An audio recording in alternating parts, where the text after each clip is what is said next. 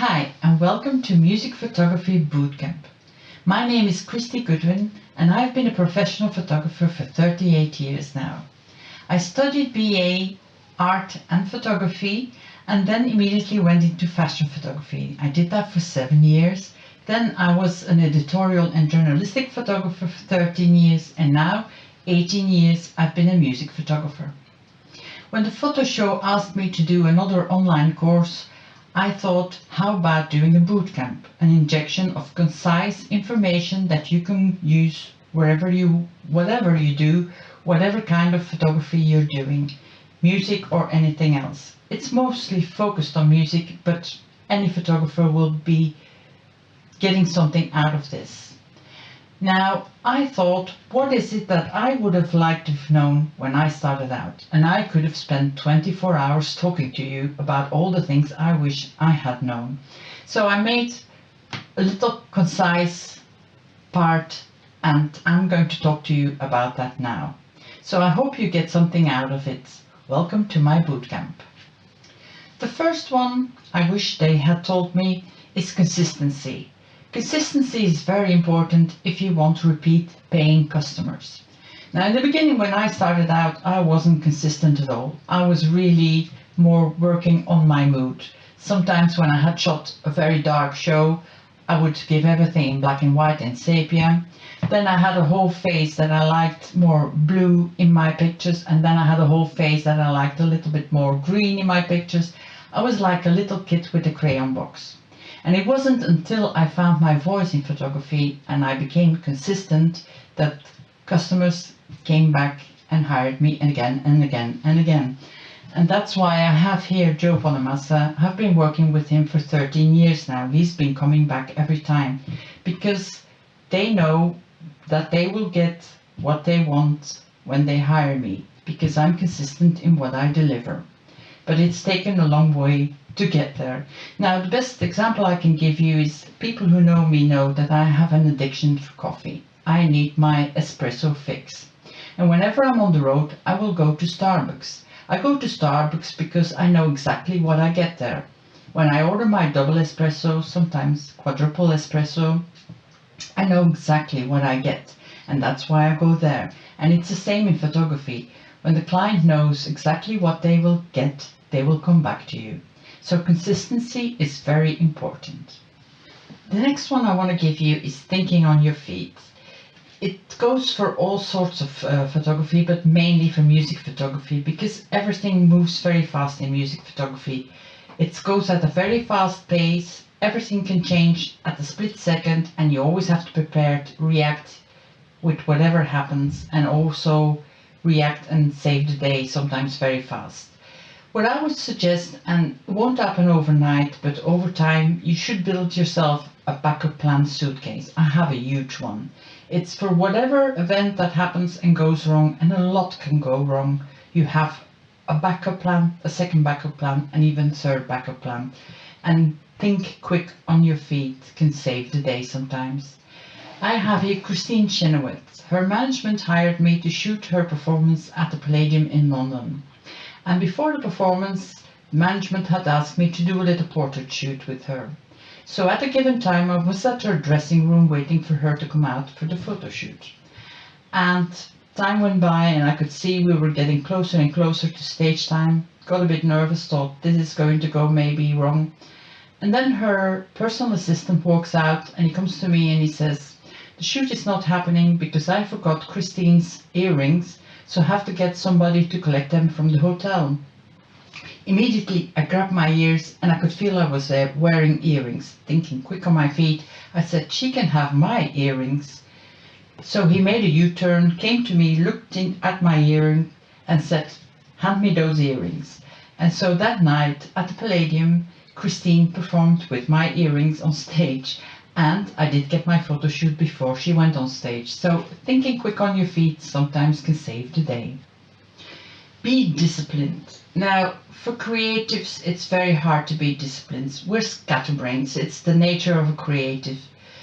And in music industry, sometimes we think like, oh, it's all sex, drugs and rock and roll. It's all fun and games. It's actually a very business-minded world, a very corporate world.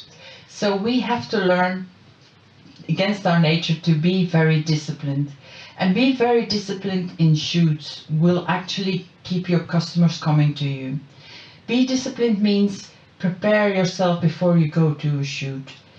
Map everything out that you want, know exactly what you want, then set up, prepare, test on the people who are there before the artists arrive, so that when the artists arrive, you have to really work fast. You don't have to search, you don't have to test, you don't have to do any trials. You can just shoot and he can leave, because that's what they want. And if you're like that, you work very disciplined, they will come back.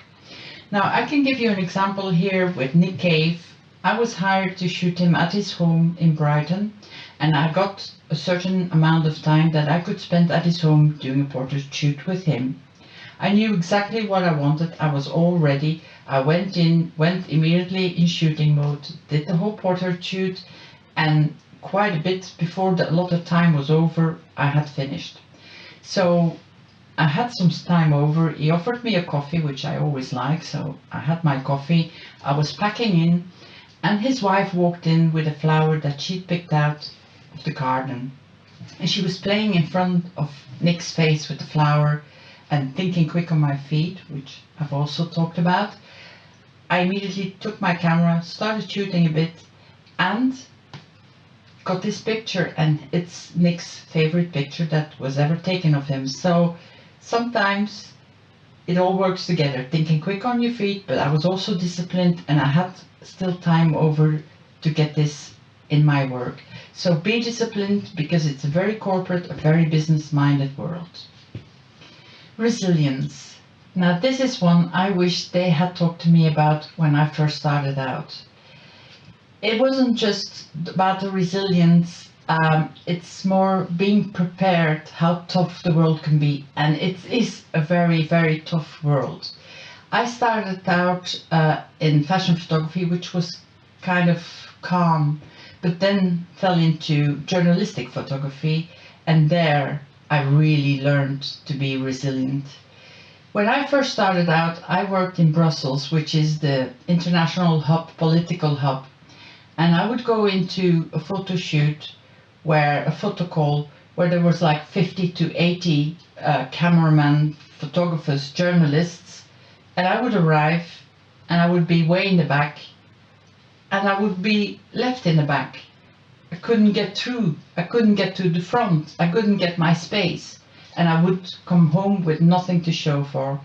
So over time I learned what the others did, and I started using my elbows to move my way to the front, and at the end of the day I would maybe come back bruised, but I would have some pictures to show for. Now it's not just being a photographer that you have to be resilient, but as a woman it's even more challenge. I had an experience which was not too nice, and I'm not always like that, but a couple of years ago I did a shoot in a festival hall here in London, and it was all male photographers and I was the only female photographer. And they were also filming that show, and they had told us on forehand we had to stand behind the white line at all times, because it was a rolling camera and they didn't want us to obstruct the camera. So the tour manager comes in and he tells everybody stand behind the white line, you know, at all times. But you know how it goes. Over time, the other photographers were starting to walk on the white line and were all already over the white line. And I was probably the only one of the lot that was standing still behind the white line. And then just before the show starts, tour manager comes in again. He walks the line. I'm standing way at the back. And just when he arrives at me, he pushes with his hand in my chest and pushes me back. And I just saw red. I mean, I was the only one who was not on the white line or over the white line. I just saw red. I could hear my cameras clanging into the metal. He had no reason whatsoever to push me. So I dropped my cameras, ran behind the tour manager, jumped him and tackled him to the ground. He actually apologized afterwards, and he said that he wanted to make an example with me. in his mind probably he thought I could do it better with a woman because she's not going to react like a man. But I did react, and he was very sorry about that. I still shot the show, and it was a very unpleasant experience. But it's something that you will have to learn over time to be resilient and to stand your ground. And especially when you're a woman, you need to be extra resilient and not let yourself be defeated in a very male-dominant world. Be resilient. Be business-minded. It sounds weird because we're photographers, we're creative, but business-minded will take us to the professional level. My job consists 80% of business and 20% of shooting. That's the ratio that you need to be successful. Now, business-minded means charging for your services, asking for money. Being a professional photographer means that you charge for your services. Now, if you think you need a plumber to come and fix your sink at home, then you will pay him for his services. But somebody hires a photographer and it's to promote their artist, to get visual content, to promote their artist, and then they say they don't have a budget. It sounds very weird. It sounds almost like can't be happening. All other people will charge for the services, but when you're a photographer, you don't. Now, the reason why that is because there's a very thin line between a hobbyist and a professional.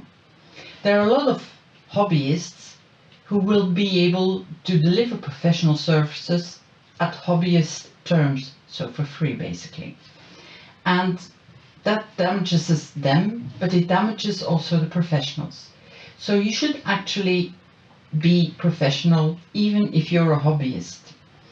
Now, you will have, in the beginning especially, you will have shoots where you have a small band, unsigned, no budget, and you still want to work with them. You don't have to immediately say, okay, I'll do it for free, because then you will send the president and they will never take you serious. Be professional from the get-go. And even if they don't have a budget, you can make a compromise. You can say, if each of you, of the band members, put £20 together, I'm willing to accept that as a fee for my shoot. And then you will do the shoot, not for free.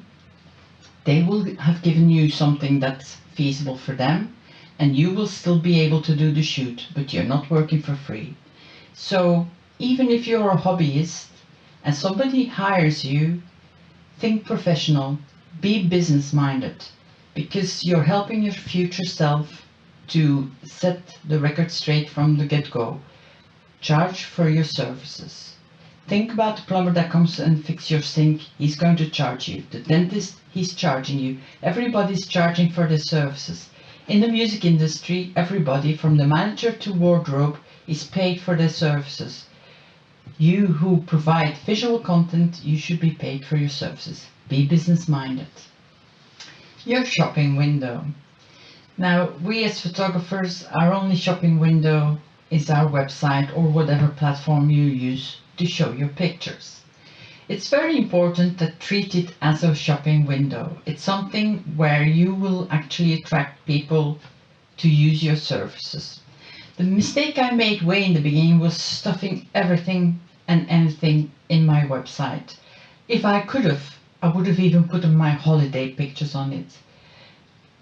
That's not the way to go. Be very selective what you put there.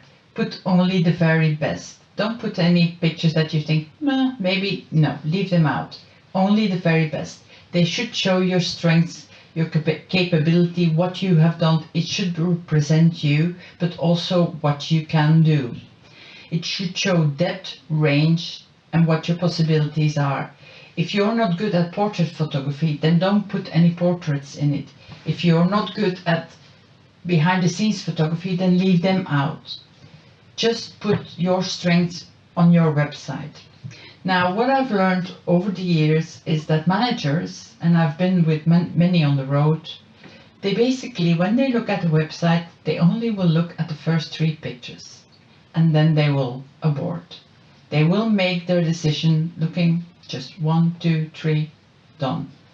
So make sure that your first 3 pictures are very, very strong, are eye catchers, are something that they want to, oh, I will look at that.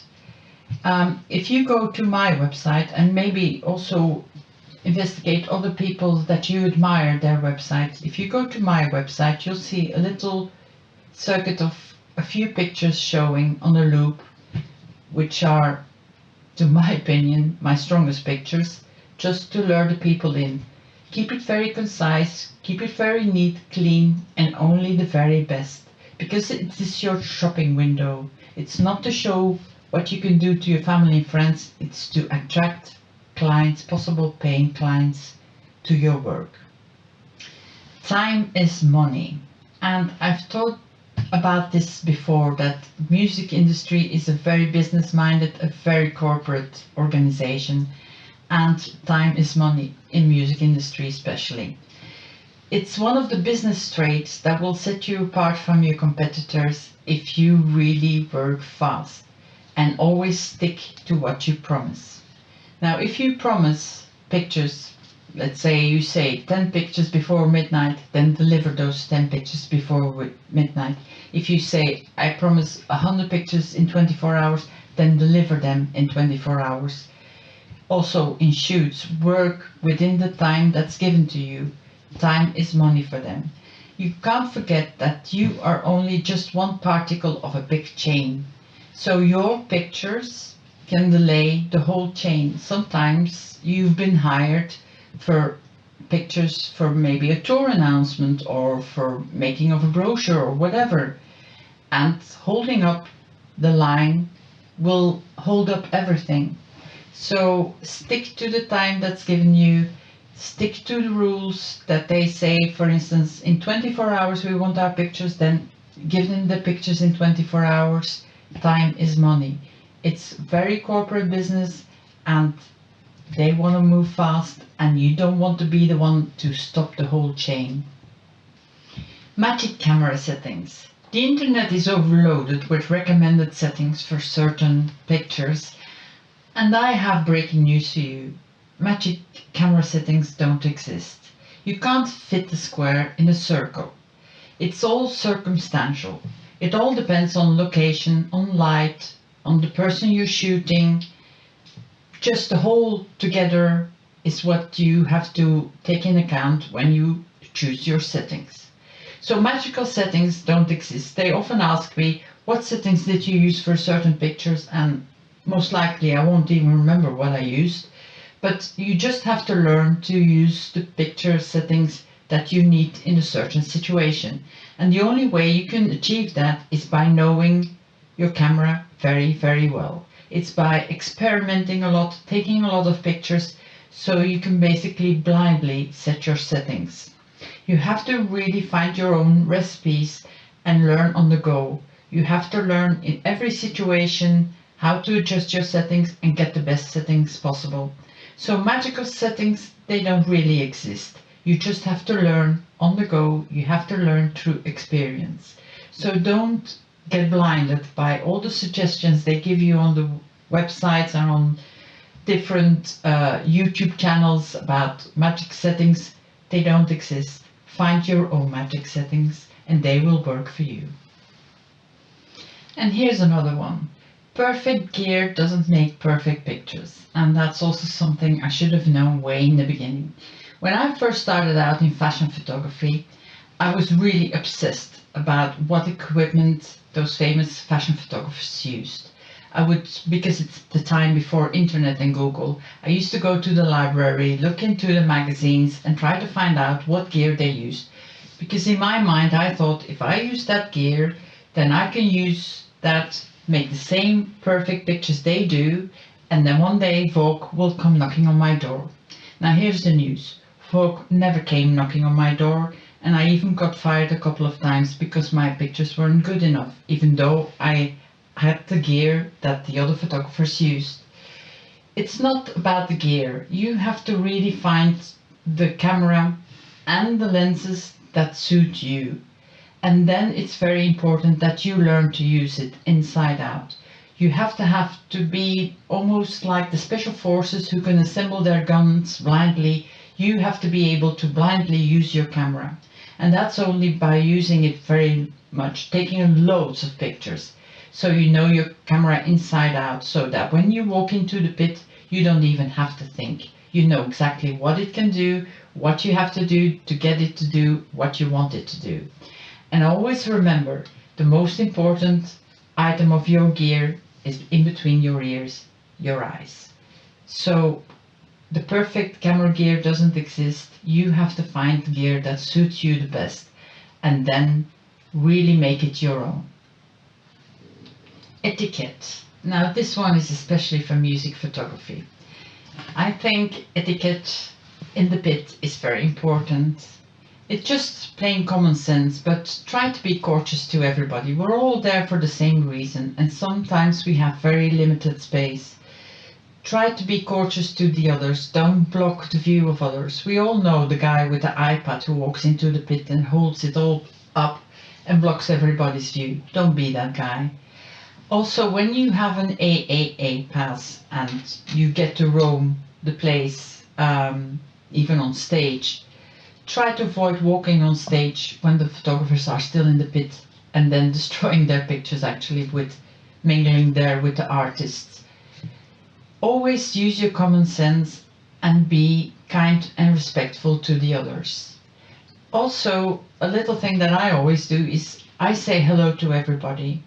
That might be from the ticket office to the woman who's tending the loos, to the people in catering, to the security guy, because you never know, the doorman today might be the decision maker tomorrow. Be kind to everybody, be friendly to everybody, even if they annoy you. I mean, the tour manager, I jumped when he pushed me back. Afterwards, we actually hugged. We were friendly to each other. Just lost it there a moment, but etiquette in the pit is very important, but also outside of the pit. Be friendly, courteous, and use your common sense. And here's my last one, and this one is also for the music photography. Be vigilant. It can be a very dangerous place in the pit, and be vigilant at all times. I mean, it's easily done, but a crowd surfer can kick you in the back. You can have beer thrown over you. Was it beer? You never know. Pyros go off. Be very careful, or you leave without any eyebrows. Make sure also that you always know where everything is at all times.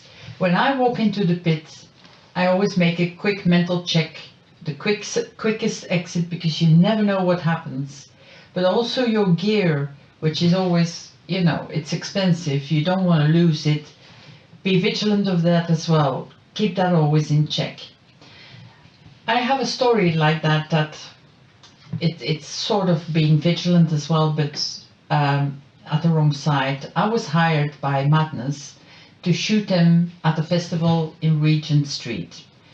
And I was on stage, at the back of stage, and I lost myself in a moment. And that's the problem what we have sometimes when we're shooting music. We get lost, and it's not a place where you can get lost, because things can happen very bad very fast. Now, I was lost in the music, in the whole performance I was shooting, and especially because the manager had asked that they wanted pictures of Madness with the street and the people in front of them. And so I was moving around shooting the whole time, and all of a sudden I was standing next to Suggs on stage. And I looked up and he said, "Hi there, can I help you?" I was basically standing almost in front of the stage.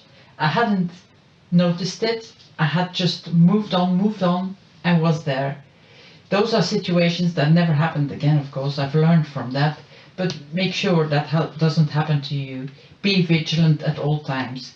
Try not to get lost into the moment. Try not to get lost into the music.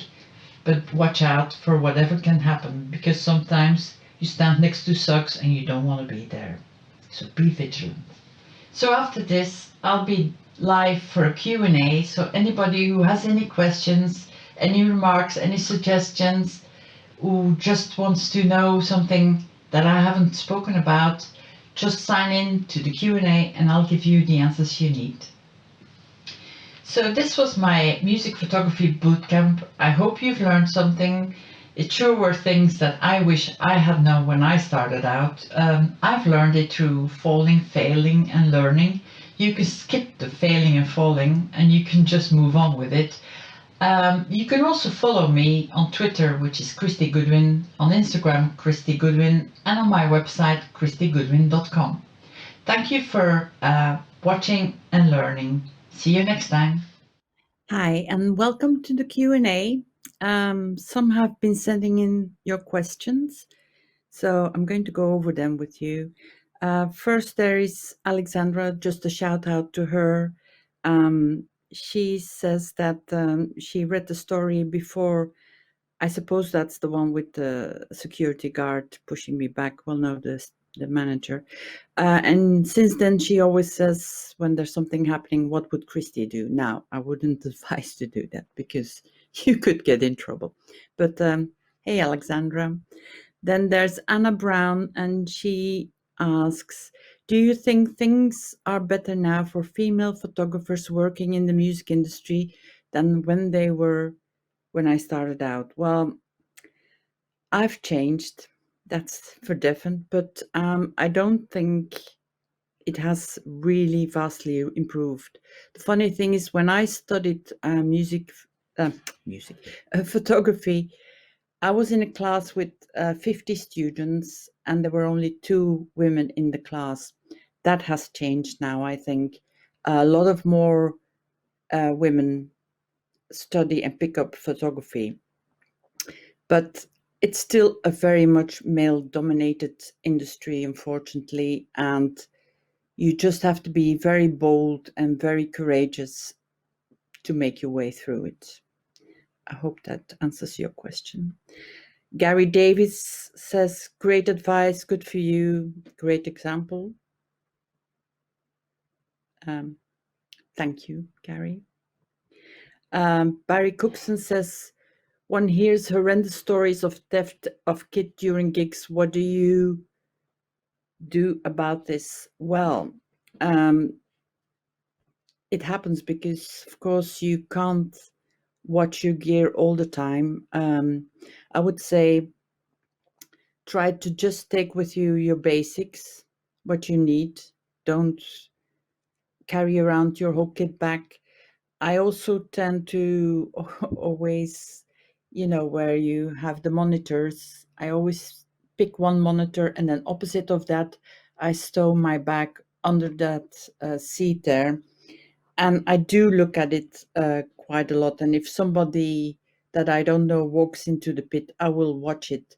You have to be constantly vigilant, constantly watch everything that's happening around you, and then at the same time take pictures. But there is no perfect solution for it. Take a good insurance, I would say. Then there is Toyin Oshodi. Do you shoot with multiple cameras at the gig? Yes, I do, because I'm very paranoid. I have 2 cameras, 2 lenses, because I always expect the worst to happen. So I always expect something to fail on me so I can still keep shooting, which actually has happened. And then you have a backup. And like I said in the presentation, always have backup plans. Very important. Claire Silver, thank you for this great advice. Well, you're most welcome, Claire. Emily Fox, hi, Christy. If you could photograph anybody in the music business that you haven't yet, dead or alive, who would it be? Well, I've said that a couple of times. I never shot Tina Turner, and I've always dreamt of shooting her because she's such a ball of fire. Well, she used to be such a ball of fire in her performances. Missed that one. I did shoot Tina the musical, which was, close second. Got to do that. Amy Raybould, what was the first show that you shot? Well, the first commissioned shoot I did was Status Quo, somewhere in Holland. And I had no clue what I was doing. But the funny thing is, I still work with them, so I must have done something right. And then she asks also, how did you get your first shoot at that gig? Well, I did shoot some pictures privately for a friend of mine of a gig. He played in the band, and for some reason, he decided to send those pictures to management of Quo. No idea why, how. He failed to tell me about it. So one day I got a call from somebody who says, I'm the manager of Status Quo, I want to hire you. And I said, yeah, nice prank. And I put the phone down. So I had to grovel my way back into that. And he hired me, and I'm still working with him. So that's how I got my first shot, unbeknownst to me. Graham says, excellent presentation and a lot of resonance with my experiences, especially pit etiquette. I know it's heart suffering. I can hear it there. Well done, Graham. Simon Vale says, how much post-processing do you do when offering 10 pictures in an hour? Very little. Well, this is another one of my pet peeves. You're taking pictures, you're a photographer, you're not a graphic designer. So always aim to get almost perfect pictures. And the only editing I do is because I have this thing with straight lines. So it's the straightening my pictures, cropping a little bit, maybe adding some shadow or contrast or whatever you need. But I don't use Photoshop at all. I do my post-processing in Lightroom, and it's very quick, very fast. Like you said, 10 pictures in an hour. Well, I can deliver them in 15 minutes. That's as little post-processing I do. So try to get as good pictures as possible that you don't have to do not too much work afterwards. Alexandra is back, and she asks, how many cameras do I bring to a gig? Two. Well, I use both. And the funny thing is, I have this thing in my head. So my shorter lens is always on the right-hand side. My long lens is on the left-hand side. And I know automatically. And if by accident, because I was fast or something, do it the other way around, I fuck up my whole shoot because I don't know what I'm doing. That's how almost automatically trained I am. Then we have Tim. $64 million question. Who's paying? What is the best way to get access to the pit? Great talk, thank you. The best way to get into the pit is, well, the performance, the artist gives you an opportunity to shoot the show. And the only reason why they invite photographers is for publicity. So it's either their publicity agent or the promoter, the one who puts on the show, really, who gives out the passes. And they will only give out passes, of course, if you can supply your pictures to any sort of venue that can promote their gig. Now, these days, it's not just magazines and picture agencies and all that. There's a lot of online. Just try to find somewhere that will take pictures that will use your pictures for promotion. So maybe an online blog, or you can try picture agency. There's a lot of picture agencies who hire, well, not really hire, who have a roster of photographers. If you can get into a local magazine, maybe, or, a local paper, they might want to take off your pictures. But anyway, the main thing is that you need to be able to supply your pictures to somewhere that promotes their gig. If you can go to the promoter or the publicity and say, I'm shooting for so and they're going to promote your gig, then they will give you a pass. Oh, very illuminating. Wow, there you go. Never heard that say about my talks before. Simon Vale, I know you don't want to talk about gear. Nice one. But could you give us an opinion on mirrorless and stage photography? Um, well, Simon, I don't like to talk about gear, and it's again a man talking about gear. Anyway, no, I like mirrorless. I use mirrorless for my conceptual photography. I wouldn't use it for music photography because it's just too unpredictable. And I feel when you have a professional camera, it's much easier to adjust things to whatever is happening. A stage photography? You mean when you're on stage and shooting? Well, the only thing I would say is don't come on stage when there are photographers in the pit. Always try to be invisible. That's what I try to do. But yeah, it's a thumbs up for mirrorless. I think they're brilliant. They're light. Oh my God, what a difference with professional cameras. And they do what they're supposed to do.